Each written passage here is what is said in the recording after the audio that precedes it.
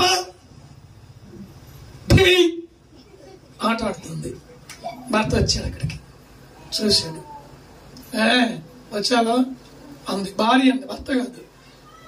వచ్చాను. డబ్బులు తెచ్చావా? రాలేదు, ఉద్యోగం ఇంకా జీతం రాలేదు. ఎలా పక్కకి అంటే పక్క వెళ్ళి కూర్చున్నాడు. ఆ మాత్రం గేమ్ ఆడుతుంది సెల్లో. వాడు చూసి చూసి చూసి చూసి అన్నం పెట్టక నీళ్ళు ఇయ్యక ఆ మంచం పక్కనే పండుకున్నాడు. ఈమె ఆడి ఆడి ఆడి ఆడి ఆట, స్త్రీ కదండి, ఆడి ఆడి ఆట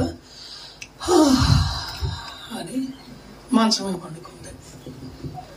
వాడు పండుకుంటూ పండుకుంటూ పాపం జేబులో తెచ్చిన డబ్బులు చేతులు పట్టుకొని, నాకు భార్య దగ్గర సుఖం లేదు, నా బిడ్డల దగ్గర నెమ్మది లేదు, ఈ జీవితం ఎందుకు, ఈ జీవితం ఎందుకు, చచ్చినా ఒకటే బ్రతికినా ఒకటిని ఇలా పెట్టుకొని వాడు అలాగే ఊపిరిడిచాడు.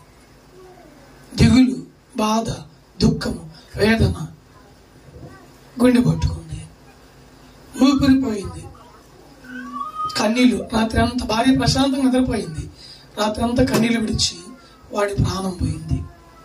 పొద్దున్న లేచి చూసి భార్య, ఏమంటే లే లే అంటే ఎవడు లెగుతాడు, ఏమంటే లేకవండి లేకవండి అంటే వాడి చేతిలో డబ్బులు పెట్టుకున్నాడు, జీతం డబ్బులు. వాడి ప్రాణం పోయింది. డబ్బులు తీసుకుంది, కదిలిచ్చింది, లేవాలి పడిపోయింది.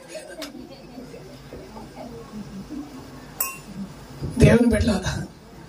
వాడు బతుకున్నప్పుడు పట్టిన అన్నం పెట్టడానికి రాలేదు, వానికి అంత నీళ్ళు ఇవ్వటానికి చేత కాలేదు.